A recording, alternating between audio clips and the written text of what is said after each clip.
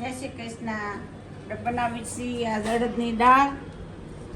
આપણે 2 પાણી હારીલી ધોઈ નાખવાની છે અને પછી 2 ગ્લાસ પાણી નાખી બાફા મૂકી દેવાની છે. કેટલી સીટી વગાડવાની? 4 સીટી વગાડવાની. ઓકે. બફાઈ ગઈ છે. હું બોલો. જવો દાળ હાવ બફાઈ ગઈ છે.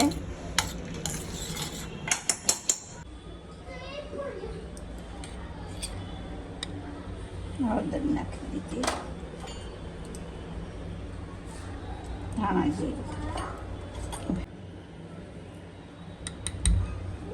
લીલું મરચું છે એટલે લાલ થોડું કરી નાખશું.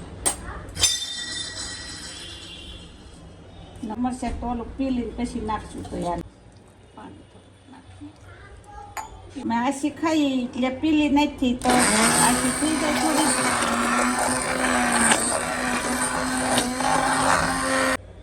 ઉકળવા મૂકી દીધી છે.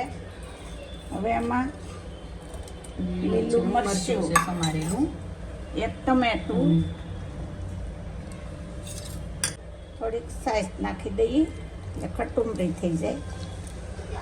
લસણ નાખી દઈએ, ધાણા નાખી દઈએ. હવે બરાબર હલાવી નાખીએ. 10 મિનિટ ઉકળવા દઈએ એટલે દાળ આપણી તૈયાર.